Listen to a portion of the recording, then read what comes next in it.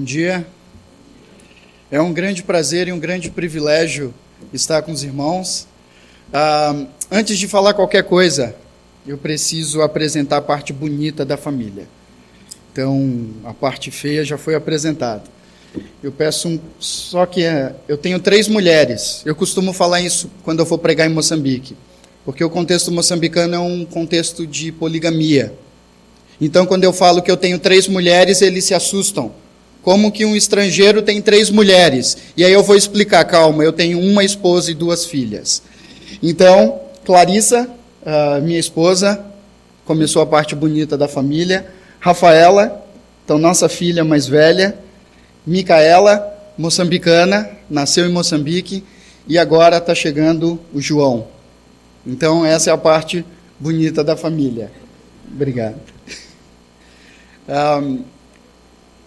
Como eu sei que alguns não conhecem bem o que a gente faz em Moçambique, eu quero contar rapidamente. Peço perdão, desculpa por não ter colocado fotos, mas quero contar rapidamente o que a gente faz em Moçambique. Nós trabalhamos com treinamento de pastores e líderes, e nós temos 3 valores, 3 focos principais que são a base do nosso projeto, que é ensino, discipulado e mentoria. Ensino a gente trabalha por meio de seminários. Então, eu era diretor acadêmico de um seminário até pouco tempo. Quando você imaginar um seminário, não imagina um seminário como o do Brasil.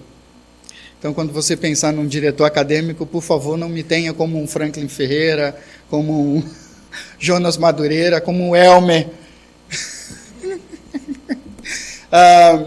Então, não é assim. A necessidade lá é uma necessidade de treinamento, de estudo, de ensino, de aprofundamento das Escrituras. Então, existem muitas igrejas, e igrejas que vocês conhecem, que saem daqui, igrejas neopentecostais, que saem do Brasil, são influenciadas, as igrejas moçambicanas são influenciadas pelas igrejas neopentecostais no Brasil. Então é uma realidade triste aqui e é uma realidade triste lá, porque eles olham os brasileiros como exemplo. E eles copiam tudo do Brasil. Inclusive, eles copiavam até o futebol. Como o futebol não anda bem, eles agora gostam mais da Europa.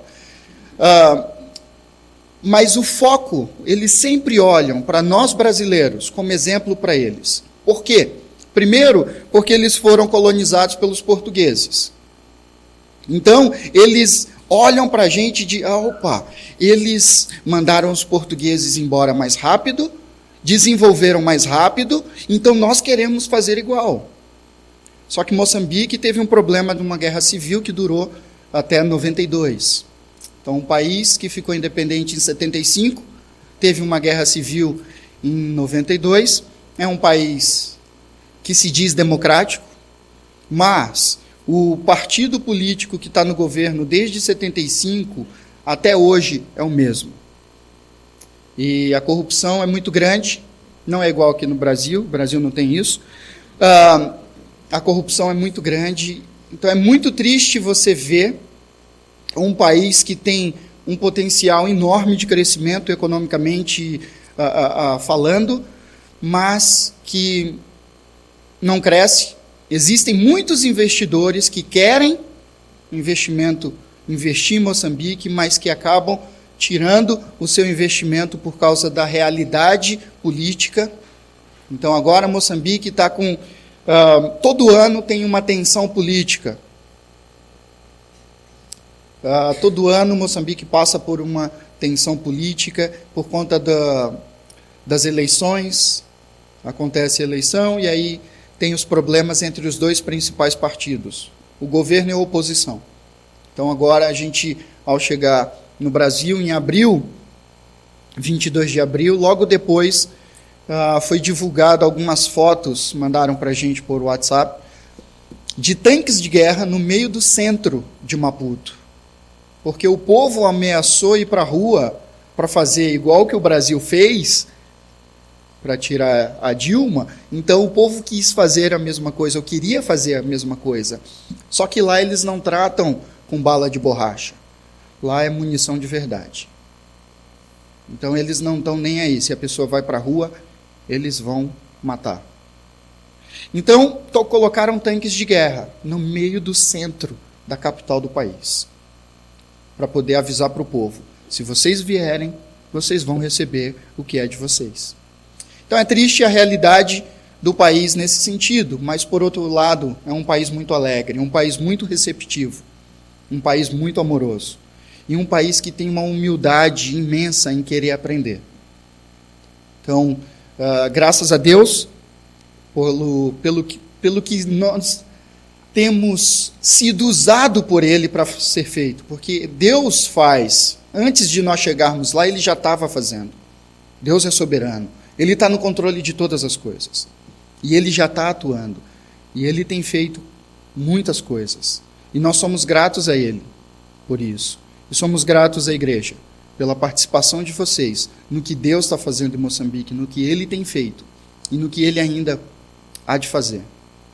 Só quero contar 2 testemunhos, rapidamente. Um do pastor Samuel Roviceni. É um pastor que está no 3º ano do seminário. Ele plantou uma igreja totalmente neopentecostal. E ele já tem um mestrado em geologia, algo assim.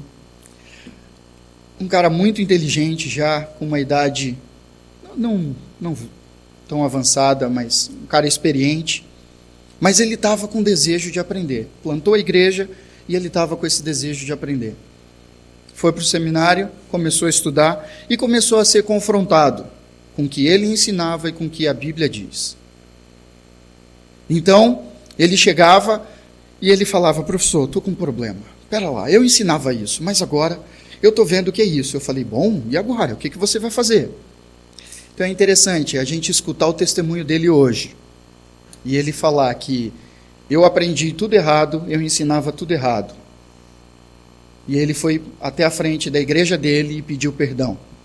Porque ele começou a plantar uma igreja doente. E agora ele começou a estudar a Bíblia e começou a perceber que o Deus que ele ensinava não era o Deus que ele estava aprendendo. E que a partir daquele momento ele queria começar a ensinar um novo Deus para aquelas pessoas. Então é muito interessante a gente ver a transformação que Deus faz e que Deus tem feito na vida de muitas pessoas. Além do treinamento de pastores e líderes, nós somos responsáveis também pelo MAP, Ministério Adote um Pastor, que vocês conhecem, da Fiel. E também nós organizamos a Conferência Fiel em Moçambique. Inclusive, dia 4 de julho, eu volto para Moçambique para ficar 18 dias lá. Porque além da organização, eu prego na conferência. Então, nós temos um trabalho que, graças a Deus, tem crescido a cada ano. Quando nós pegamos o Ministério Adote um Pastor, estava com 25 pastores adotados. Hoje nós estamos com quase 130 pastores adotados. E nós fazemos algo diferente com esses pastores, que é feito no Brasil. Nós não só distribuímos os livros para eles, mas também nós damos 5 perguntas. E cada livro que eles leem, eles têm que entregar um relatório para nós, baseado nessas 5 perguntas, para a gente poder entender se ele leu realmente o livro, para a gente poder entender qual a dificuldade dele e no que nós podemos ajudá-lo. Então é interessante a gente perceber o crescimento de alguns pastores. E um outro pastor, ele é líder de uma denominação muito grande, também neopentecostal, lá em Moçambique. Uma denominação famosa e conhecida, muito conhecida por vocês. E ele tem sido confrontado, a cada livro que ele lê, a cada conversa, ele tem sido confrontado por uma boa teologia. E ele, então no último encontro que tivemos, ele já falou: eu já estou começando a ter choques na denominação que eu estou. E eu falo, isso é só o começo. E é interessante, porque quando eles aprendem, começam a aprender, e Deus começa a trabalhar na vida deles, é interessante você ver o processo. Da mesma forma que eles foram muito rápidos para construir uma cosmovisão totalmente errada, Deus desconstrói aquela cosmovisão que eles tinham e constrói uma cosmovisão que o glorifica.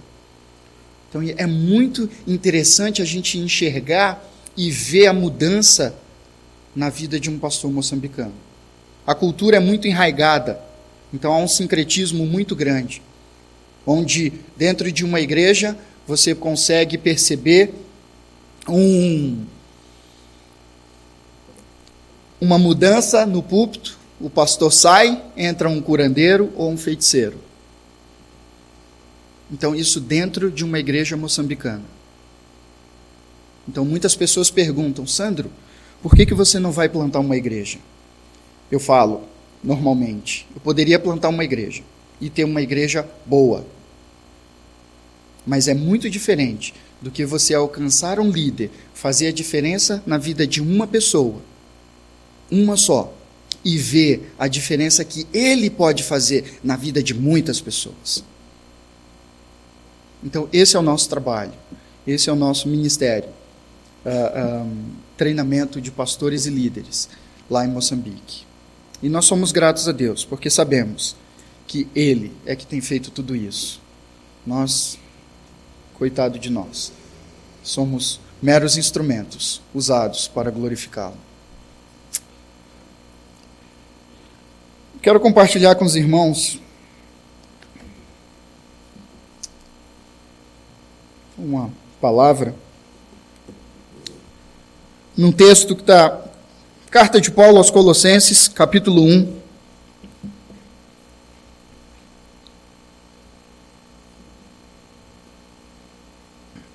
Carta de Paulo aos Colossenses, capítulo 1, versículo 13, até o versículo 23.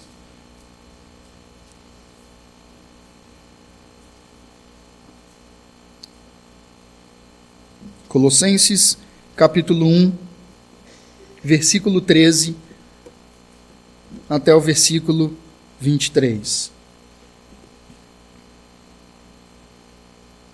Eu vou ler. Ele nos libertou do império das trevas e nos transportou para o reino do Filho do seu amor, no qual temos a redenção, a remissão dos pecados. Este é a imagem do Deus invisível, o primogênito de toda a criação, pois nele foram criadas todas as coisas, nos céus e sobre a terra, as visíveis e as invisíveis, sejam tronos, sejam soberanias, quer principados, quer potestades. Tudo foi criado por meio dele e para ele. Ele é antes de todas as coisas. Nele tudo subsiste. Ele é a cabeça do corpo da igreja. Ele é o princípio, o primogênito de entre os mortos, para em todas as coisas ter a primazia. Porque aprove a Deus que nele residisse toda a plenitude, e que, havendo feito a paz pelo sangue da sua cruz, por meio dele, reconciliasse consigo mesmo todas as coisas, quer sobre a terra, quer nos céus.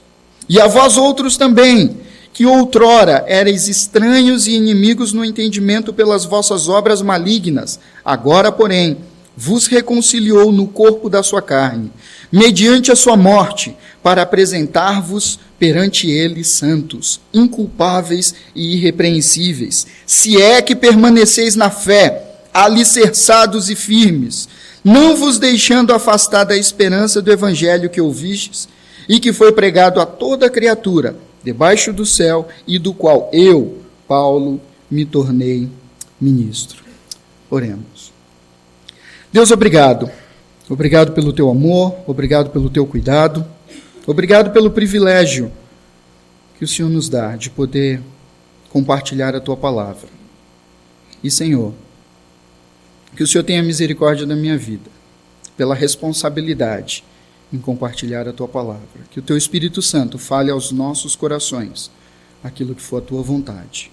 e que o teu nome seja glorificado em todos os momentos, para a honra e glória do teu nome. Amém. Antes de entrar no texto, eu gosto sempre de fazer um panorama um pouco da carta de Paulo aos Colossenses. Paulo foi responsável por uma evangelização, ou pela maior disseminação ou evangelização ali do Império Romano. E é interessante que ele fez algumas viagens missionárias, mas quando ele estava voltando para Jerusalém, que ele levava uma oferta aos pobres da igreja local, ele foi parado por alguns judeus e ele foi acusado, então, por algumas coisas. Também foi brutalmente espancado pela multidão que ali estava e ele foi preso. E a gente sabe que essa carta, a carta aos Colossenses, não foi uma carta, ou melhor, foi uma carta escrita pelo apóstolo Paulo, mas a gente sabe que essa igreja em Colosso não foi uma igreja plantada pelo apóstolo. Mas foi ele que discipulou e foi ele que treinou também Epáfras, que foi quem plantou essa igreja. E Epáfras, preocupado em prestar um relatório do que Paulo, do que estava acontecendo na igreja para Paulo, foi ao encontro de Paulo já preso em Roma. Então, por isso que essa carta, a carta de Paulo aos Colossenses, é conhecida como carta da prisão ou epístola da prisão, porque Paulo escreve quando ele estava preso. E é interessante que quando Epáfras vai lá dar o relatório, ele vai falar primeiro das coisas boas que estavam acontecendo na igreja, ele vai falar de tudo o que ele estava fazendo, do que Deus estava fazendo ali naquela igreja. Mas ele tem 3 problemas, e que Paulo vai tratar na carta aos Colossenses. O primeiro problema que ele vai tratar, que ele fala para Paulo, é o problema do modo de viver das pessoas. As pessoas que foram transformadas, que conheceram e foram transformadas pelo Evangelho, elas não estavam vivendo de modo digno, de pessoas que tinham sido transformadas por aquele Evangelho. Isso é a primeira coisa, é um primeiro problema que Paulo vai tratar. E aí, para quem já leu a carta a Filemon, um dos problemas que Paulo vai tratar é justamente o relacionamento de Filemon e Onésimo. Mas também tem um outro problema, que os judaizantes da época quiseram forçar os judeus convertidos a continuar praticando coisas que eles não precisavam mais praticar. Ou seja, eles já tinham sido evangelizados, pregaram o evangelho para eles, já tinham sido transformados por aquele evangelho, mas os judeus queriam que eles continuassem praticando tais coisas que já não eram necessárias. E a terceira e última coisa, e não menos importante, é que surgiu uma heresia que estava negando a divindade de Cristo. E essa heresia estava sendo espalhada. E Paulo, então, foi combater essa heresia por meio da carta dele, carta de Paulo aos Colossenses. Então, Epáfras foi dar o relatório, foi falar o que estava acontecendo para Paulo. E Paulo, então, escreve essa carta para ajudar aquelas pessoas que estão em Colossos, na igreja de Colossos, os cristãos, aquelas pessoas que estavam com algum problema de relacionamento, que estavam sendo forçadas pelos judeus a praticarem coisas que não eram necessárias, e por um falso ensino que estava querendo entrar na igreja de Colosso, que era justamente negar a divindade de Jesus Cristo. E é interessante que nesse texto a gente consegue perceber uma coisa muito importante: a excelência da pessoa e obra de Cristo.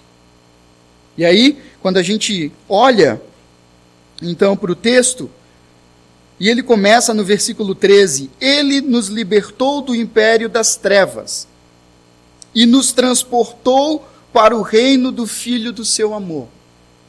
E aí aqui a gente começa já a perceber, e a gente vai ver algumas coisas sobre a excelência da pessoa e obra de Cristo na redenção. E quando ele vai falar, ele nos libertou do império das trevas, é interessante porque a gente já pode negar qualquer ação humana. Foi ele que nos tirou das trevas, foi ele que nos tirou do império das trevas, foi ele que nos tirou do domínio, sob o domínio de Satanás, e nos levou sobre o domínio de quem? Do Filho. Então, a gente já consegue perceber a ação de Deus em nos tirar, pois nós estávamos mortos, nós não tínhamos ação nenhuma. Eu ainda não vi um morto fazer algo. Éramos nós. E a mesma realidade aqui que Paulo vai tratar. Vocês estavam mortos, vocês não poderiam fazer nada. Mas Deus, por sua misericórdia, por seu amor, por sua graça, tirou vocês sob o domínio de Satanás e levou vocês para o domínio do seu Filho. E ele continua: no qual temos a redenção e a remissão dos pecados. Ele vai falar primeiro o que aconteceu. Nós éramos mortos, nós estávamos sob um domínio das trevas, mas a partir daquele momento que Deus nos tirou e nos transportou para o domínio do seu Filho, e aí ele fala, no qual temos a redenção. E aí Paulo aqui está se referindo justamente ao quê? Ao título que Jesus recebe de Filho amado.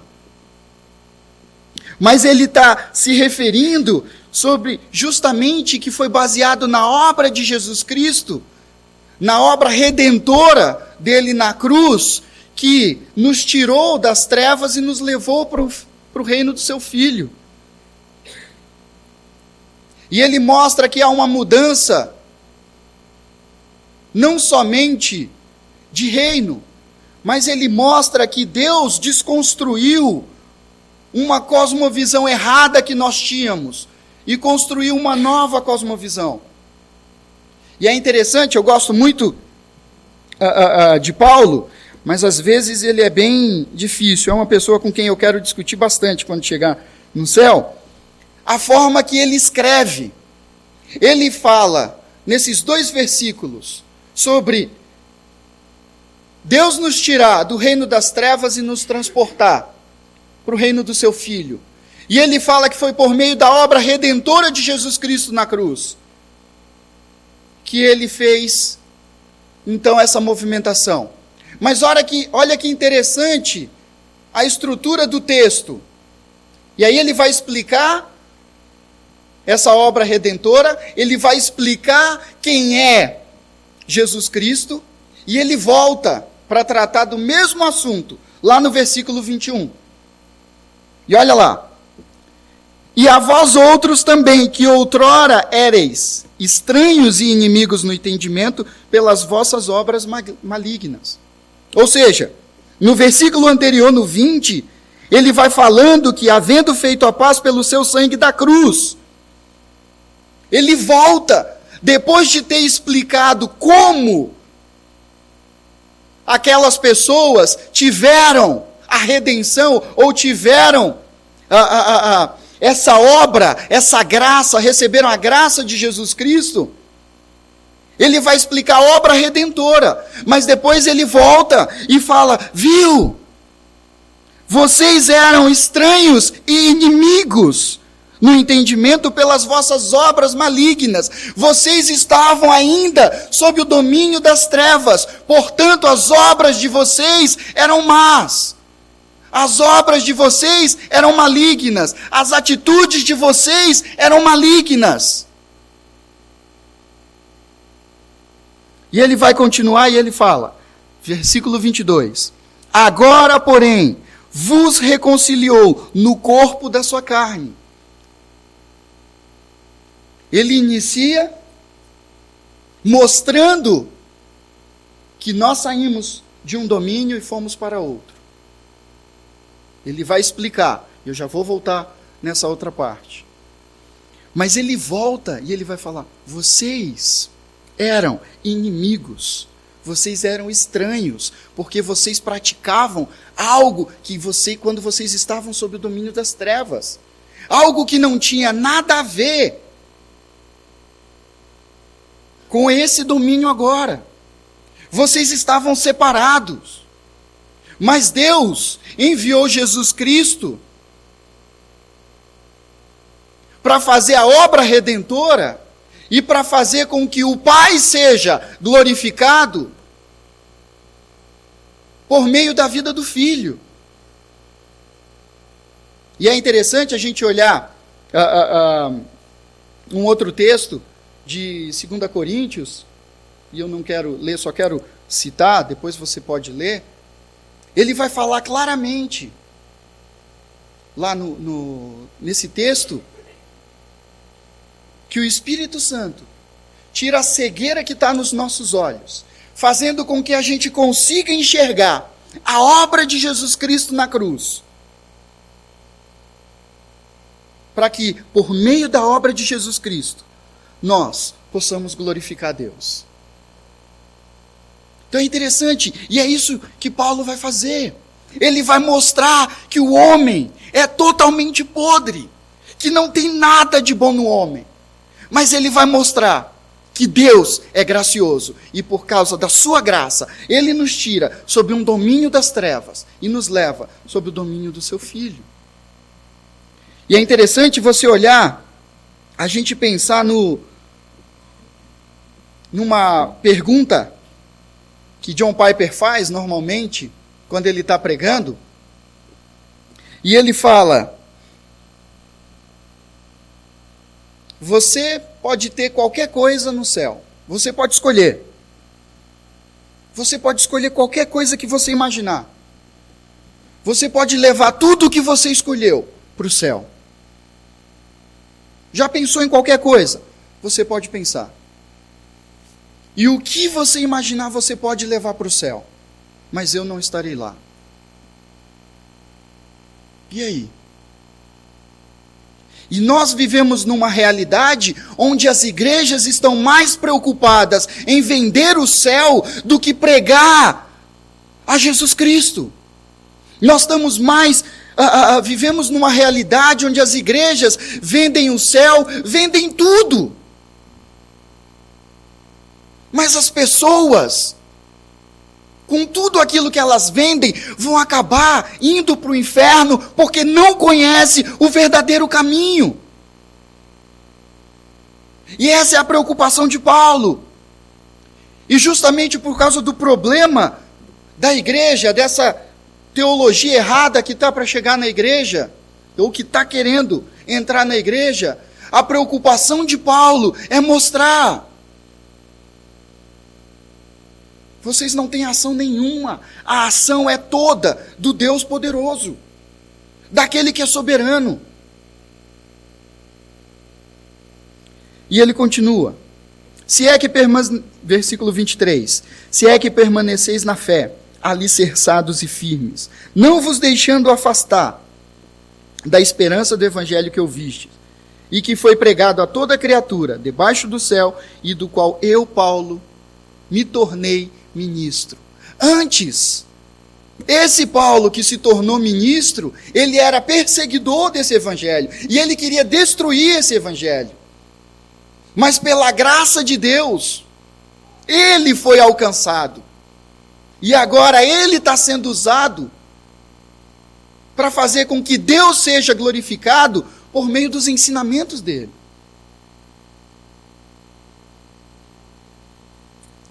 Agora vamos voltar, versículo 15.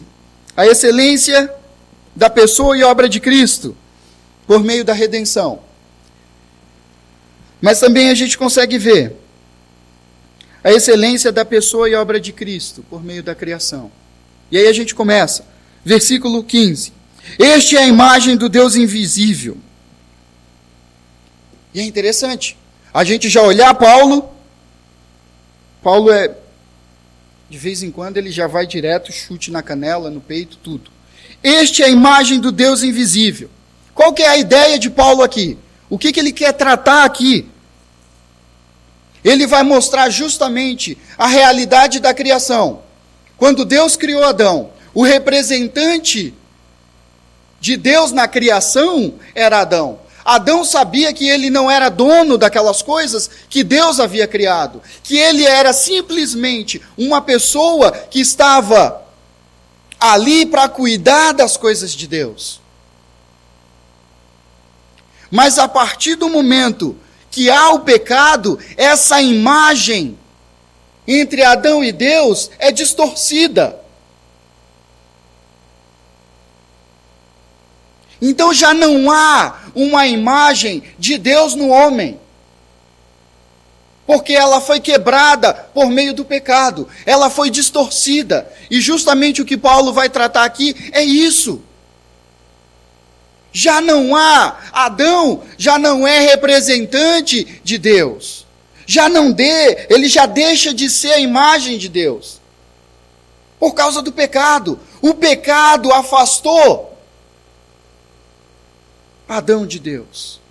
E essa imagem já não é a imagem. Ela é distorcida.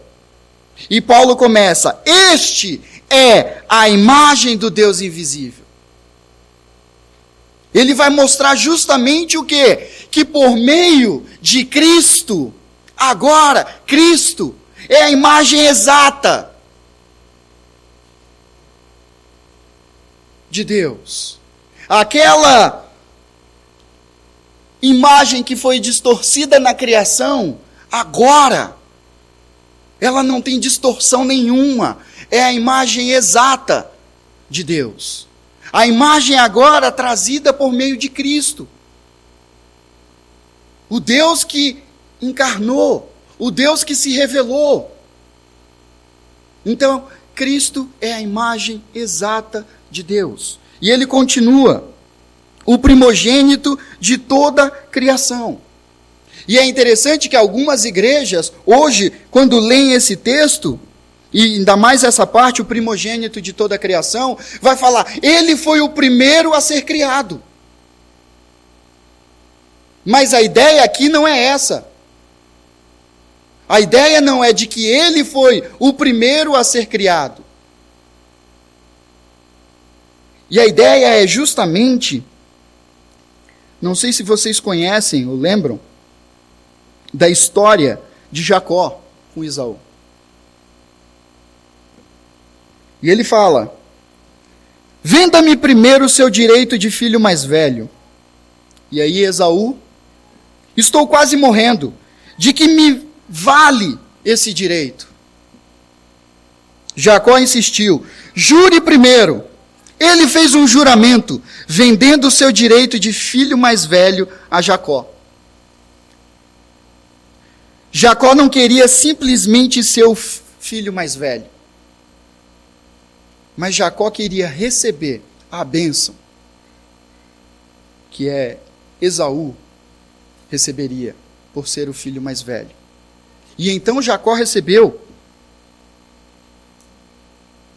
a bênção. Que Deus lhe conceda no céu o orvalho e da terra a riqueza, com muito cereal, muito vinho, que as nações o sirvam, e os povos se curvem diante de você. Seja senhor dos seus irmãos, e curvem-se diante de você os filhos de sua mãe. Malditos sejam os que o amaldiçoarem, e benditos sejam os que o abençoarem. Então a ideia aqui, primogênito de toda a criação, é que Cristo ia recebeu toda a primazia, o controle de tudo, o controle de todos. Então essa é a ideia. Não que ele foi o primeiro criado. Então, portanto, Jesus Cristo é uma criatura. Não podemos adorá-lo como Deus. Não, não é essa a ideia. As pessoas fazem uma leitura errada do texto. E é interessante que aí Paulo continua. E ele fala, pois nele foram criadas todas as coisas. E é interessante que ele vai mostrar que ele vem antes de toda a criação. Ele vai mostrar que ele é o Senhor de toda a criação. Mas ele vai mostrar que nele todas as coisas foram criadas. Ele é o centro criativo de tudo. E ele é a causa da existência de tudo. Se tudo existe, se nós existimos, é nele, em Jesus Cristo. Nele tudo foi criado. Nele tudo existe.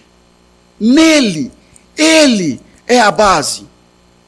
Jesus Cristo. E Paulo vai mostrar isso. E ele continua. Pois neles foram criadas todas as coisas, nos céus e sobre a terra, as visíveis e as invisíveis, sejam tronos, sejam soberanias, quer principados, quer potestades. Tudo foi criado nele, com base nele. Tudo foi criado por meio dele e para ele. E é interessante, são 3 coisas que Paulo fala. Ele é o centro criativo e causal da existência. Todas as coisas foram criadas nele. Ele é a base. Mas também Paulo fala, por ele, ou por meio dele. Ele é o agente da criação. Aqui Paulo quebra totalmente a ideia de ter um mediador. Ou um outro mediador que não seja Jesus Cristo. Ele é o agente da criação. Além de todas as coisas existirem nele, ele ser a base, ele é o agente da criação, ele criou todas as coisas. E aí ele continua, para ele. Ele é a base de toda a criação. Ele é o agente de toda a criação. E todas as coisas existem para glorificá-lo. Todas as coisas existem para glorificá-lo. Ele é o objetivo final de toda a criação. E Paulo continua, versículo 17. Ele é antes de todas as coisas.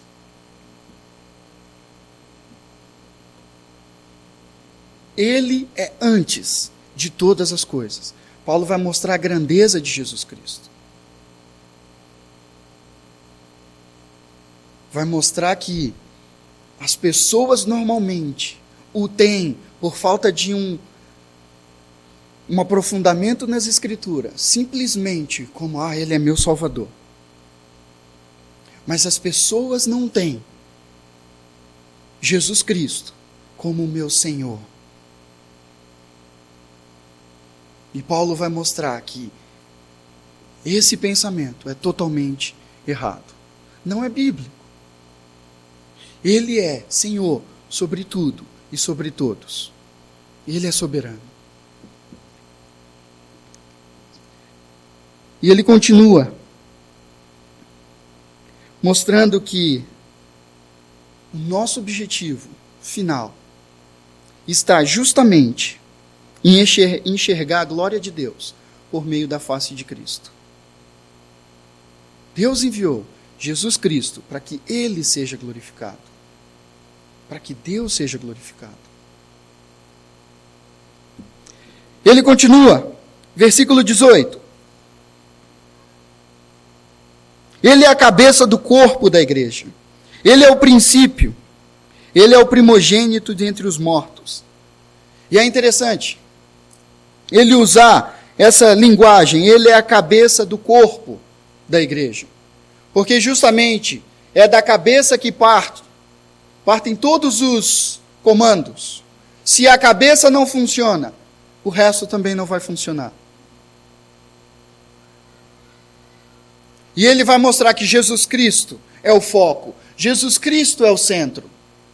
Nós, como líderes, devemos estar em todos os momentos preparando a igreja para que a igreja ouça cada vez mais sobre Jesus Cristo. Que a igreja esteja cada vez mais preocupada em honrá-lo, em glorificá-lo, em exaltá-lo.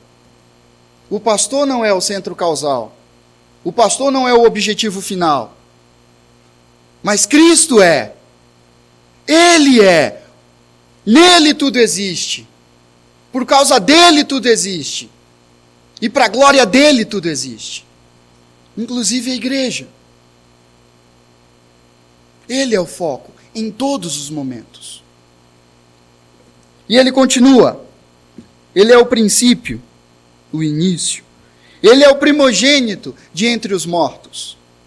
Ele não é só o primogênito de toda a criação, mas ele também é o primogênito de entre os mortos. E a ideia aqui é justamente mostrar que ele morreu, ele ressuscitou, mas ele venceu a morte. Ele foi o único que venceu a morte. Portanto, ele também controla todos os mortos. Ele não é simplesmente um Deus soberano dos vivos, mas ele é um Deus soberano de tudo que existe, de tudo que há. Ele é um Deus soberano, está no controle de todas as coisas. Gosto de uma frase que foi dita por John MacArthur. A igreja teve sua origem no Senhor Jesus, e ele concedeu vida a ela por meio de sua morte sacrificial e ressurreição, a fim de tornar-se o seu soberano. Ele continua, porque aprove a Deus que nele residisse toda a plenitude. Nele residisse toda a plenitude. O que Paulo está dizendo é que Deus quis que em Jesus Cristo habitasse todo o poder. E ele vai cada vez mais mostrando a grandeza de Jesus Cristo. E aí a gente volta para o versículo 20, e ele fala: e que, havendo feito a paz pelo sangue da sua cruz, por meio dele, reconciliasse consigo mesmo todas as coisas, quer sobre a terra, quer nos céus. Então, Jesus Cristo foi o agente de reconciliação de todas as coisas que haviam sido separadas de Deus. A imagem que tivemos, ou a imagem que Adão teve ao ser criado, foi quebrada por meio do pecado. Então Jesus Cristo veio e restaurou. Ele é a imagem exata. E por causa dele, nós temos acesso ao Pai. Por causa da graça de Deus. Por causa do Espírito Santo trabalhar em nossos corações, tirar a cegueira dos nossos olhos e fazer com que a gente enxergue a obra de Jesus Cristo na cruz. E assim, podermos dar glória a Deus por sua graça e pela sua misericórdia em nos conceder arrependimento. Porque nós merecíamos estar ainda sob o domínio das trevas. Era o que nós merecíamos. Mas Deus, por sua graça, nos tirou e nos trouxe sob o domínio do seu Filho, fazendo com que nós o glorificasse em todos os momentos. E eu quero ler algo um pouco grande, mas que eu gosto muito. Glórias de Cristo. Não que por nós mesmos sejamos capazes de pensar alguma coisa, como se partisse de nós. Pelo contrário, a nossa suficiência vem de Deus. Um dos princípios mais importantes da Escritura é a afirmação de que Jesus Cristo é totalmente suficiente para todas as questões de vida e santidade. Ele é suficiente para a criação, salvação, santificação, glorificação. Ele é tão puro que não há nele nenhum defeito, mancha, sinal de pecado, desonra, mentira, engano, corrupção, erro ou imperfeição. Ele é tão completo que não há outro Deus além dele. Ele é o único Filho amado. Todos os tesouros da sabedoria e do conhecimento estão nele. A plenitude de Deus habita corporalmente nele. Ele é o herdeiro de todas as coisas. Ele criou todas as coisas e todas as coisas foram criadas por ele, por meio dele e para ele. Ele sustenta todas as coisas pela palavra do seu poder. Ele é o primogênito de toda a criação. Ele é a representação exata de Deus. Ele é o único mediador entre Deus e o homem. Ele é o sol que ilumina, o médico que cura, o amigo que conforta, a pérola que enriquece, a arca que suporta, a rocha que sustém sob as maiores pressões. Ele está assentado à direita do trono da majestade nas alturas. Ele é superior aos anjos, superior a Moisés, superior a Arão, superior a Josué, superior a Melquisedeque, superior a todos os profetas. Maior que Satanás e mais forte do que a morte. Ele é o primeiro e é o último. Ele é o imaculado Cordeiro de Deus. Ele é a vossa paz. Ele é a nossa esperança. Ele é a nossa vida. Ele é o caminho vivo e verdadeiro. Ele é a força de Israel. Ele é a raiz e a geração de Davi, a brilhante estrela da manhã. Ele é fiel e verdadeiro. Ele é o autor e consumador da nossa fé. Ele é o autor da nossa salvação. Ele é o campeão. Ele é o servo do Senhor. Ele é o apóstolo e sumo sacerdote da nossa confissão. Ele é o servo justo. Ele é o Senhor dos exércitos, o Redentor, o Santo de Israel, o Deus de toda a terra. Ele é o homem de dores. Ele é a luz. Ele é o Filho do homem. Ele é a vinha. Ele é o pão da vida. Ele é o Senhor. Ele é profeta, sacerdote e rei. Ele é o nosso descanso sabático. Ele é a nossa justiça. Ele é maravilhoso conselheiro, Deus forte, Pai da eternidade, príncipe da paz. Ele é o nosso supremo pastor. Ele é o Senhor dos exércitos. Ele é o Senhor das nações. Ele é o leão de Judá, a palavra viva, a rocha da salvação, o Espírito eterno. Ele é anterior a tudo, Criador e Consolador, Messias, e Ele é o grande eu sou. Ao nosso Senhor Jesus Cristo, toda a honra e toda a glória para todo sempre. Amém.